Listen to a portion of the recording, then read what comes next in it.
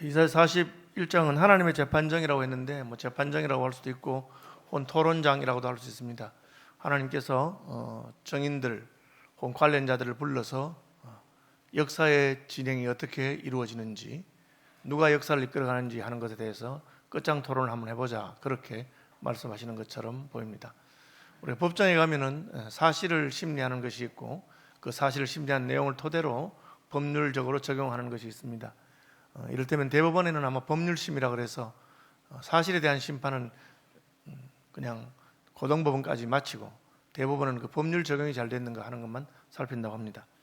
하나님께서는 이 역사의 심판정에 서셔서 혹은 재판정에 서셔서 역사를 누가 이끌어가는지, 일어난 이 모든 일의 배후에는 누가 있었는지 하는 것을 주장하게 하시는 내용입니다.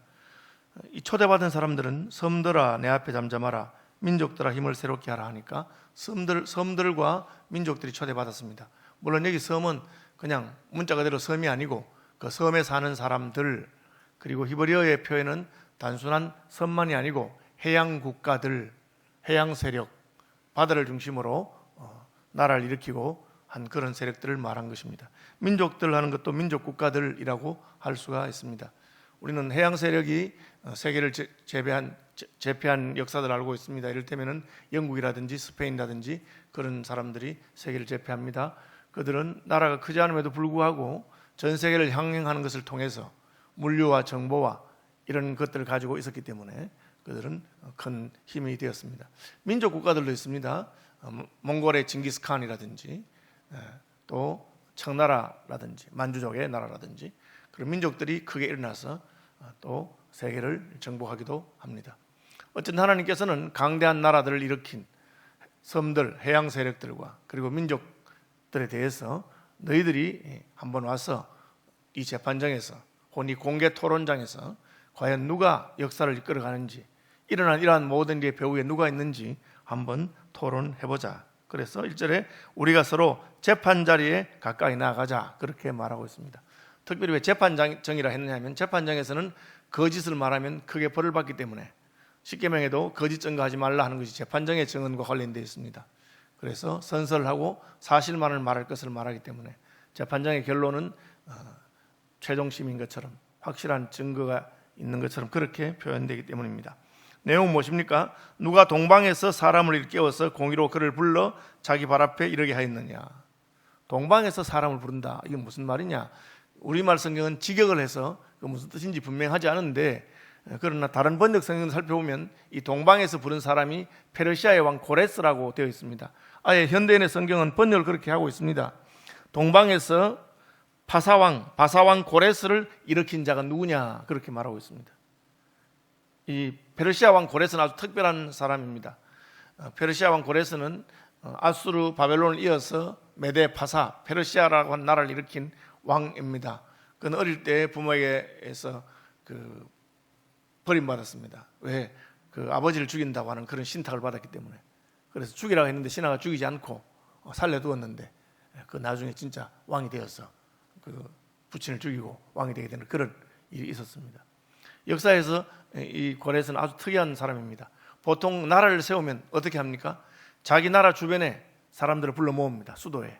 그래서 다른 나라를 정복하면 그 나라의 왕족이나 귀족을 잡아다가 자기 나라에 데려가서 반란을 못 일으키도록 인질처럼 볼모처럼 그렇게 데리고 있습니다.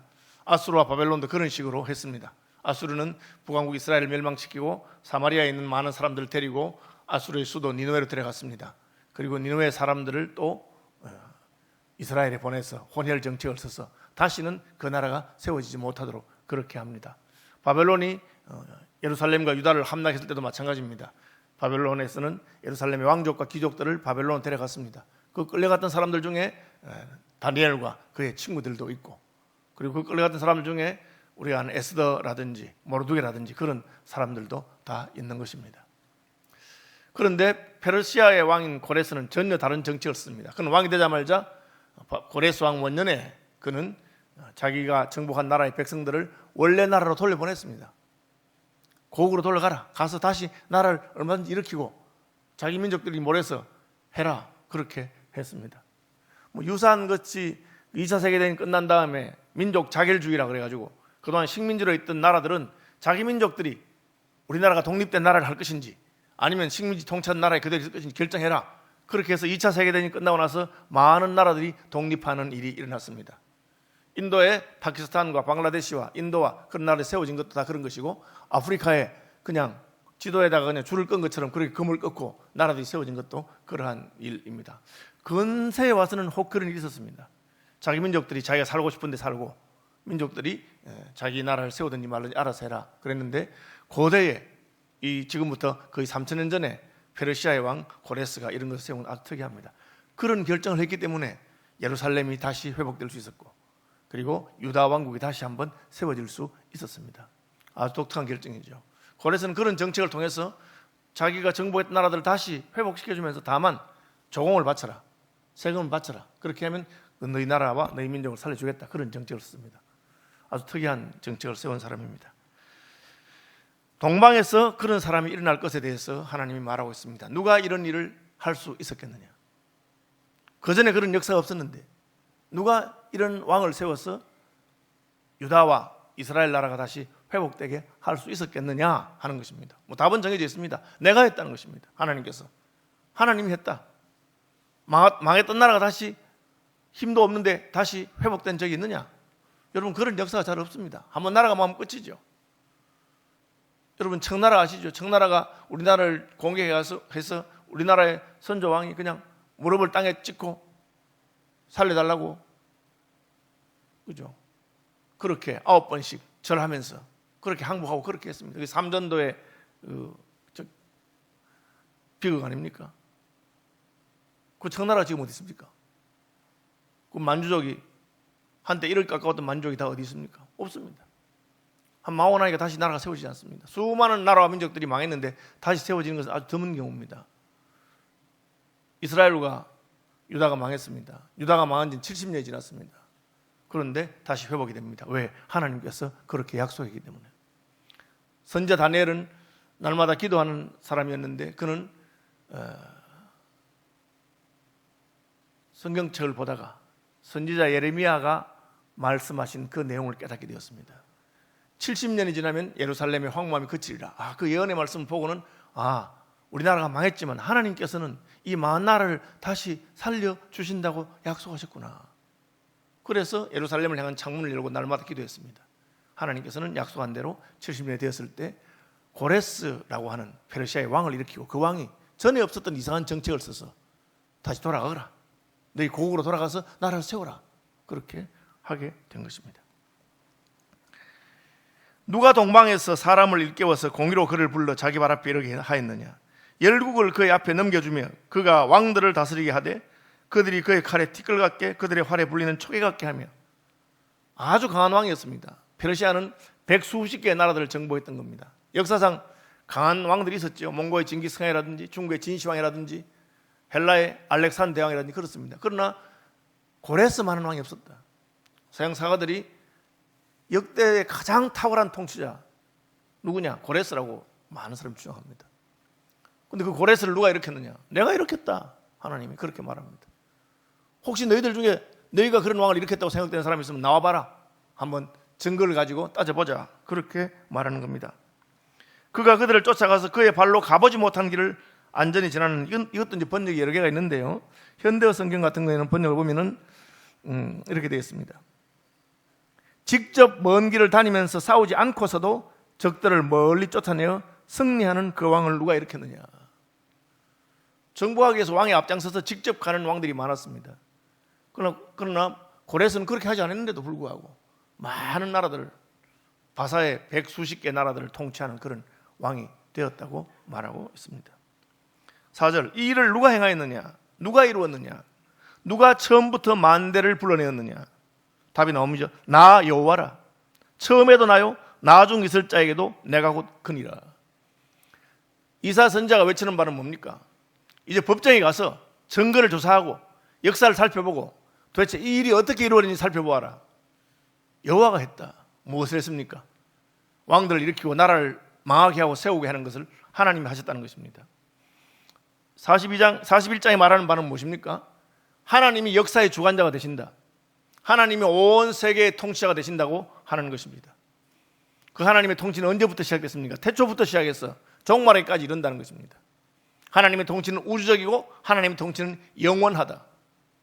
하나님께서 왕들을 세우시고 나라들을 세우시기도 한다는 것입니다. 우리는 하나님이 교회를 통치하신다, 하나님이 교회사의 주인공이다, 교회사의 주인이시다, 그런 것은 잘 이해할 수 있는 것 같습니다. 그런데 이사야 선지자는 단순히 그렇게 말하지 않습니다. 하나님이 이스라엘 역사만의 주인이 아니라 하나님이 세계사의 주인이시다, 하나님이 교회사의 주인공만 아니라 세속 역사에도 주인이시다, 그렇게 말씀하고 계시는 것입니다. 이 모든 역사가 하나님의 손안에 있고 그것이 합해서 하나님의 구원 역사다, 그렇게 말씀하고 있습니다. 지금부터 제가 마치 2700년 전에 그런 것을 선지자 이사야를 통해서 주장하고 있습니다. 하나님은 역사를 주관하시는 분이십니다. 그것을 미리 말씀하셨습니다. 아직까지 바벨론이 유다를 정복하기도 전에, 유다가 정복당하고 70년 동안 포로 생활하다가 70년이 지나서 다시 해방되기도 전에 미리 말씀하셨습니다. 왜? 그 일이 일어났을 때 두고 봐라, 이렇게 될 것이기 때문에, 그것이 바로 하나님께서 하신 일인 것을 알아라 하는 것입니다. 그 일이 일어나면 어떻게 됩니까? 섬들이 보고 두려워하며 땅끝이 무서워 떨며, 천재지변이 일어나고 전쟁이 일어나면 그때야 사람들이 두려워하고 무서워하게 됩니다. 우리는 휴전된 다음에 70년 동안 평안한 세월을 보내가지고 그냥 세월이 늘 평안할 것처럼 이렇게 생각했을 것입니다. 우크라이나도 30년 동안 평화가 있으니 괜찮을 줄 알았을 것입니다. 갑자기 전쟁이 났습니다. 모든 것이 달라져 버립니다. 어떻게 이런 일이 있을 수 있을까? 그렇게 생각합니다.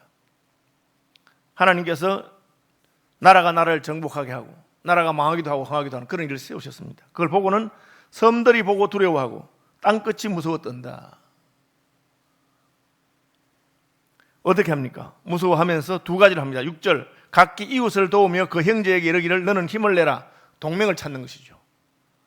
아는 사람, 친한 사람 찾아가서 서로 격려하고, 야, 힘내자, 살아야 안 되겠느냐, 그렇게 말하고, 나라는 나라끼리 동맹을 맺는 것입니다. 지금 우크라이나의 문제가 뭡니까? 동맹이 없다는 것이죠. 우크라이나 생각하기를 우리가 나토에만 가입했더라면 괜찮지 않았을까, 미국이 우리를 도와주면 괜찮겠나, 그렇게 생각하고 있습니다. 실제로 우크라이나는 아마 미국이 볼 때 그렇게 중요한 나라가 아닌가 봐요. 러시아가 독일이나 프랑스나 영국을 침공했다면 절대 미국이 가만히 있지 않을 겁니다. 그것을 그 1순위 국가라 합니다. 아시아에서는 1순위 국가가 뭡니까? 대한민국 아닙니다. 일본이나 대만입니다. 왜? 미국은 중국이 그 태평양으로 나가는 걸 막고 싶어 하기 때문에. 물론 우리나라도 1차 방어선입니다만은 일본이 더 중요합니다. 그러니까 일본에서는 미군 철수라고 하는 말이 안 나옵니다. 한국은 중요하죠. 그런데 2차적으로 중요한 나라입니다. 우크라이나는 우리보다 덜 중요한 나라입니다. 그래도 우리는 한미 방어조약, 상호 방어조약이 있으니까 우리나라에 적이 오면 도와주겠지, 그렇게 믿고 있습니다. 하나님 말하십니까? 믿지 마라. 이웃에게 가서, 사람들에게 가서 도움을 구하면 도와줄 줄 알고, 슬프게도 도와주지 않습니다. 아무도 도와주지 않을 것이다. 또 어떻게 합니까? 목공은 금장색을 격려하며 망치로 고르게 하는 자는 매질꾼을 격려하며, 이게 뭡니까? 우상을 만드는 겁니다. 쭉 나가서 우상을 흔들리지 아니하게 단단히 박아둔다는 거예요. 난리가 나니까 어디 가서 빌대를 찾는 겁니다. 신상을 찾아가고 불상을 찾아가고 사람들이 만든 어떤 우상에 가서 그 종교에 귀의하는 것입니다. 하나님 말하십니까? 그 헛된 우상이다. 우상이라는 거죠. 사람을 찾아도 안 되고 우상을 찾아도 안 된다. 왜? 하나님께서 이 역사를 주관하시는 분이기 때문에 여호와께로 와야 되는데 뭐 다른 사람에게 가는 것이 무슨 소용이 있겠느냐. 아무 소용이 없다. 그렇게 말하고 있습니다. 그럼 우리는 어떻게 하면 됩니까? 하나님을 찾아야죠. 8절 이하가 그겁니다. 하나님을 찾는 이스라엘, 그러나 나의 종 너 이스라엘아, 내가 택한 야곱아, 나의 벗 아브라함의 자손아, 너는 내가 땅끝에서부터 너를 붙들며 땅 모퉁이에서부터 너를 부르고. 실제로 유다와 이스라엘은 포로로 끌려가서 땅끝까지 잡혀갔습니다. 바벨론에 끌려갔습니다.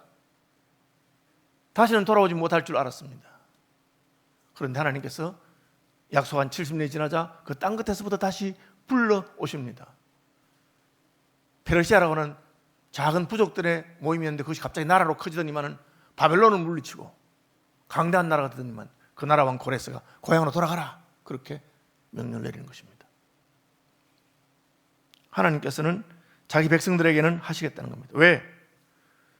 나의 벗 아브라함의 자손이기 때문에, 하나님의 종이요 하나님이 택했기 때문에 그렇게 말씀하고 있습니다. 너희들은 아브라함의 후손 아니냐? 내가 아브라함과 맺은 언약을 인해서 너희를 다시 불러오겠다, 그렇게 말씀하십니다. 우리는 신약에 이 말씀이 어떻게 성취된가를 잘 알고 있습니다. 이것은 구약의 이스라엘 향한 말씀이면서 신약에 구원받은 하나님의 백성들을 향한 말씀입니다. 예수 그리스도를 믿는 자, 영접하는 자, 곧 그 이름을 믿는 자들에게는 하나님의 자녀가 되는 권세를 주셨습니다. 구약에는 하나님의 종이라고 그랬습니다. 아브라함의 후손이라고 그랬습니다. 신약에 와서는 아브라함의 후손보다 더 강력한 하나님과의 관계, 하나님의 자녀, 예수 그리스도를 영접함으로 말미암아. 아브라함의 후손은 예수님 영접하지 않았습니다. 자기 땅에 오매 자기 백성 영접하지 아니하였으나 영접하는 자 곧 그 이름을 믿는 자들에게는 하나님의 자녀가 되는 권세를 줬다. 그 얘기를 하는 겁니다. 하나님과의 관계가 있는 사람, 하나님의 택한 백성, 하나님의 종, 아브라함의 후손은 내가 지켜줄 것이다. 두고 봐라. 내가 보호하고 내가 구원할 것이다. 그렇게 말씀하고 있습니다. 땅 끝에서부터, 땅 모퉁이에서부터 너를 부르고 내게 이르기를 너는 나의 종이라. 내가 너를 택하고 싫어하여 버리지 아니하였다. 비록 포로로 잡혀갔지만 내가 버린 것이 아니다. 기다려보아라. 내가 너를 다시 불러올 것이다. 그렇게 말합니다. 10절입니다. 굉장히 유명한 요절이죠. 두려워하지 말라. 내가 너와 함께함이라. 놀라지 말라. 나는 내 하나님이 됨이라. 내가 너를 굳세게 하리라. 참으로 너를 도와주리라. 참으로 나의 의로운 오른손으로 너를 붙들리라. 굉장히 우리 좋아하는 말씀이죠. 이 말씀 배경이 그것입니다. 우리는 성경 구절 암송할 때 그 구절이 앞뒤에 무엇이 기록되어 있는지를 알고 암송해야 됩니다. 배경이 무엇입니까?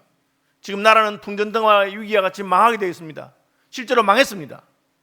그리고 포로로 잡혀가서 땅끝까지 잡혀갈 것입니다. 그 일이 일어나기도 전에 하나님이 미리 말씀하십니다. 아브라함의 후손들아 걱정하지 말아라. 내가 반드시 너희를 땅끝에 가서도 불러올 것이고 다시 데려올 것이다. 두려워하지 말고 놀라지 말라. 내가 너희와 함께 할 것이다. 왜? 너희는 아브라함의 후손이기 때문에, 너희는 내가 택한 백성이기 때문에, 너희는 내 종 야곱의 후손들이기 때문에 내가 그렇게 할 것을 미리 말했습니다. 왜? 그 일이 일어났을 때 하나님께서 하신 것임을 알도록. 우리나라가 해방될 가능성이 있었습니까? 어떻게 일본하고 상대가 안 됐어요. 일본은 근대화를 일찍 해가지고 일본이 가지고 있는 신식 무기들하고 우리나라는 뭐 그냥 칼 창 들고 하는데 안 되는 겁니다. 상대가 안 되죠. 독립운동 했지만 가능했습니까? 전 국민이 나서 3.1 만세운동 했습니다. 우리의 마음을 보여주는 건 됐지만 힘은 없었어요. 그래서 도산 안창호생이 힘을 길러야 된다. 우리가 힘이 없어서 망했다. 그런데 우리 힘이 독립할 만큼 길러졌습니까? 아닙니다. 물론 세계 정세에 따라서 그렇게 됐다고 생각하겠지만 저는 하나님 도우셨다고 믿습니다. 왜? 하나님 일본이 망하기 직전에 안희숙 사모님, 박관준 장로님 그런 분들에게 너 일본 국회에 가서 회개하지 않으면 불심판이 임할 것이다. 한국 교회를 향해서 신사참배하라고 그런 하나님이 싫어하는 짓을 강요했기 때문에 하나님의 불심판이 임한다고 외쳐라. 그 말이 안 되는 소리잖아요. 무슨 불심판입니까? 이 20세기에. 그랬는데 실제로 하나님께서 일본이 망하게 하고 우리나라가 해방되게 하신 것입니다. 미리 말씀하셨기 때문에 우리는 그 일의 벽에 하나님이 있는 것을 알았습니다. 한상도 목사님 감옥에서 처형만 기다리고 있는데 해방되기 전에 하나님이 나타나셨어. 상동아, 너 곧 나간다. 그래서 감옥에 있으면서 내가 해방되고 나가면 목사들을 길러야 되겠다. 신학교를 세워야 되겠다. 그렇게 생각하시고 기도하며 준비한 것입니다. 그 일이 있기 전에 하나님이 미리 말씀하셨기 때문에 이것이 바로 하나님께서 하신 것을 알게 되는 것입니다. 22절 보시면 하나님이 우상들에게 말합니다. 장차 당할 일을 우리에게 진술하라. 너희가 진짜 신다면 앞으로 무슨 일이 일어날지 한번 말해봐라. 하나님께서는 앞으로 무슨 일이 일어날지를 정확하게 말씀할 수 있습니다. 왜? 하나님이 그렇게 하면 되기 때문에. 하나님께서 무슨 예측해서 하는 것이 아닙니다. 하나님의 의지지요. 하나님이 내가 너희를 땅끝까지 잡혀갔지만 내가 다시 불러오겠다. 하나님 하시는 것이죠. 그렇죠? 뭐 점장이가 점치듯이 예측하는 것이 아닙니다. 하나님 결정한 것이죠. 대통령 집무실을 청와대에 옮겼다. 누가 결정합니까? 당선자 마음이죠. 뭐 저는 그것이 옳은지 나쁜지 그런 판단하지 않겠습니다. 누가 알 수 있습니까? 본인이 하는 거죠. 오늘 11시에 한다 했는데 아마 결정 났겠죠. 벌써 옮길지 안 옮길지. 그죠? 점장이가 알 수 있는 거 아닙니다. 제가 늘 하는 말로 제 오른손이 오른쪽으로 넘어가겠습니까? 왼쪽으로 넘어가겠습니까? 절대 점장이 못 맞춥니다. 난 알 수 있죠. 내 마음대로니까. 하나님이 그렇게 내가 결정하고 내가 행하겠다. 그리고는 우상들 보고 넌 한번 맞춰봐라. 맞출 수 있습니까? 못 맞추죠. 저는 아무리 용한 점장이 와도 못 맞추게 할 수 있습니다. 점장이 보고 자 보세요. 제 손은 오른쪽으로 넘어뜨리겠습니까? 왼손으로 넘어뜨리겠습니까? 어떻게 맞춥니까?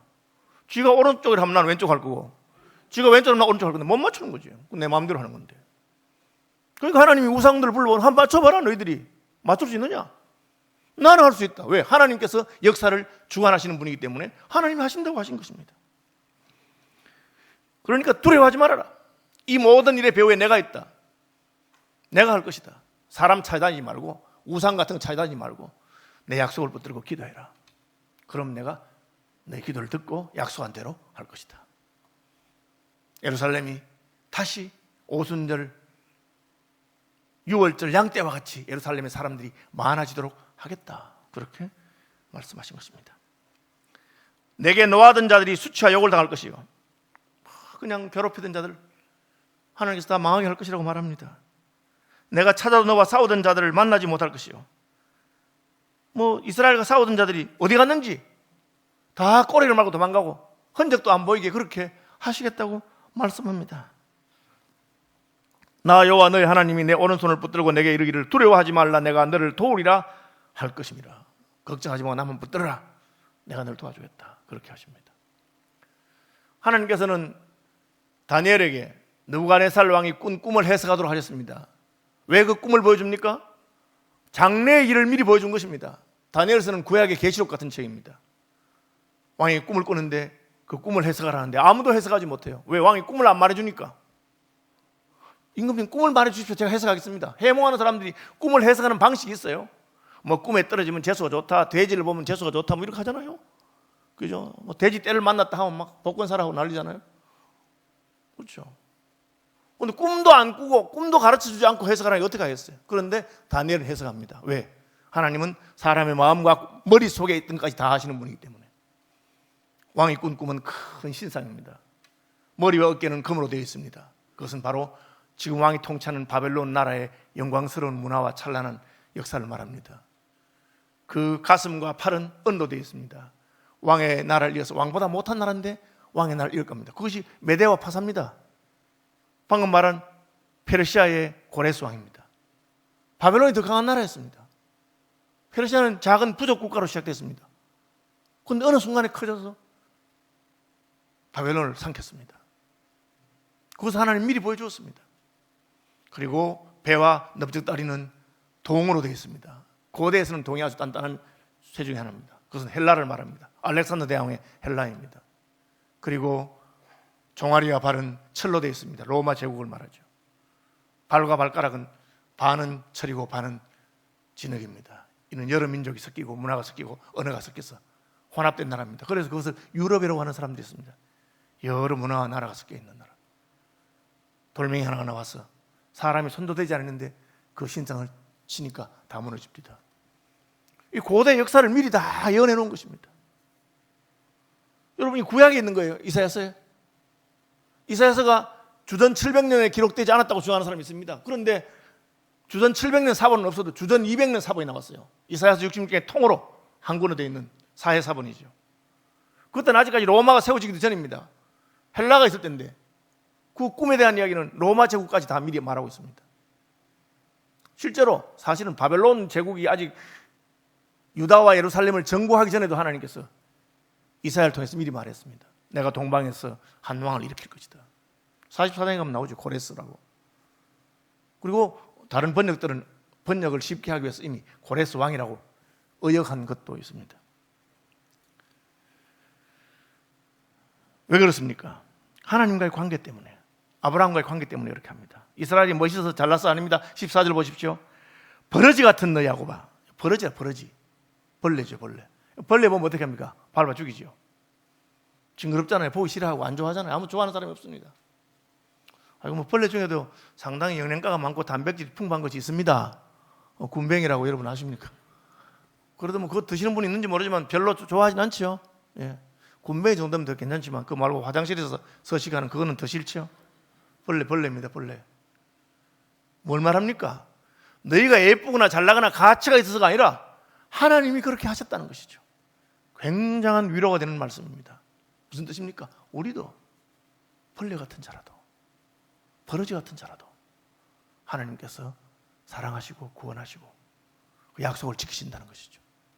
그러니까 내가 너희 편이다 하면서 버러지 같은 놈들아, 버러지 같은 너 야곱아, 너희 이스라엘 사람들아, 두려워하지 말아라. 나 여호와가 말하노라. 내가 너를 도울 것이라. 내 구속자는 이스라엘의 거룩한 이니라. 바벨론도 아니고 아수도 아니고 에집트도 아니다. 하나님이 너를 구원할 것이다. 오늘날로 말하면 미국도 아니고 일본도 아니고 중국도 아니고 러시아도 아니다. 하나님께서 너희를 지키실 것이다. 하나님께로 돌아와라. 내게 매달리라. 그렇게 말씀합니다. 어떻게 합니까? 내가 너를 이가 날카로운 새 타작기로 삼으니. 여러분 탈곡기 보셨습니까? 볏단을 넣으면 알곡은 다 떨어져 나가죠. 왜? 거기 철사 같은 거로 된 둥글둥한 게 있어요. 다 나다를 다 떨어버립니다. 저는 그 나무를 그렇게 가루로 만드는 그런 기계도 봤어요. 벌목하는 데 있어서 뭐 좀 가지가 작거나 쓸모없는 건 그냥 넣어버리면 다 가루가 돼버립니다. 타작하는 기계처럼. 뭘 말합니까? 너 벌레같이 아무 쓸모없는 존재 같지만 내가 너를 타작기계처럼 모든 작물들을 타작하고 나라들을 타작하게 만들겠다. 오늘 본문에는 뭘 타작한답니까? 산들을 타작하겠다. 산을 그 잡아넣었더니 흙덩이도 나온다는 거죠. 내가 산들을 쳐서 부스러기를 만들 것이며 작은 산은 겨같이, 바람이 나는 겨와 같이 훅 날아가도록 그렇게 만들어버릴 것이다. 누구를 통해서? 너를. 세상은 이스라엘 나라, 하나님의 나라가 작기 때문에 무시했습니다. 세상은 교회를 우습게 생각하는 수가 있습니다. 지금도 중국의 시진핑이 얼마나 교회를 무시하고 예배당 문 닫으라고 그런 식으로 누르면 된다고 착각하고 있는 것이죠. 하나님께서 그래? 한번 두고 보자. 다 이리 와. 내 재판장에 와서 한번 보자. 그래, 어떻게 될지 보자. 나는 주장한다. 앞으로 내가 이 벌레와 같은 작은 나라지만 이 나라를 들어서 세상을 타작할 것이다. 예수님께서는 주와 함께 왕노릇할 것이다. 고된 왕이 재판하는 자리입니다. 우리가 주와 함께 왕노릇할 것이라고 그렇게 말하고 계시는 것입니다. 가련하고 가난한 자가 물을 구하되, 이스라엘이 잘났다는 게 아니에요. 가련하고 가난한 자입니다. 물이 없어서 갈증으로 그들의 해가 마를 때에 나 여호와가 그들에게 응답하겠고 나 이스라엘의 하나님이 그들을 버리지 않을 것이라. 벌레와 같은 존재요, 목마르고 가련하고 가진 것이 없는 존재입니다. 그런데 왜 존귀한 자가 됩니까? 하나님이 높이시기 때문에. 다니엘은 바벨론의 포로로 잡혀가서 4시가 되었습니다. 그러나 그를 하나님은 총리로 삼으십니다. 요셉은 형들에게 팔려서 인신매매단에 끌려가서 애굽의 종이 되었습니다. 주인마님이 시킨 대로 다 해야 되는 그런 존재입니다. 그러나 그는 믿음을 따라 살고 믿음을 따라 살면 살수록 그는 감옥에 들어가고 고통합니다. 하나님께서 하루아침에 그를 높이셔서 애굽의 총리를 만드십니다. 포로로 잡혀간 나라에 겨우 정착하고 부모도 안 계신 에스더는 하나님이 그를 왕으로 만드십니다. 왜? 하나님 그렇게 하신다고 했기 때문에. 가련하고 가난한 자, 버러지 같은 존재라도 하나님이 높이시는 것입니다. 내가 헐벗은 산에 강을 내며 골짜기 가운데 샘이 나게 하며, 사막을 가로지를 때 물이 필요한데 하나님은 반석에서 샘이 나게 하시는 분이시고, 한 걸음 더 나가서 아예 광야에 백향목과 시띠나무와 화석류와 들감람나무를 심고 사막에 잣나무와 소나무와 황량목을 두리라. 여러분, 요즘은 이제 도시화가 되면 거기 땅이 좋은 땅이 비싸죠. 강남 땅 한 평하고 뭐 시골에 강원도 산골짜기에 10,000평하고 뭐 값이 같을 수도 있을 겁니다. 옛날에 어떠합니까? 물이 있어야 됩니다.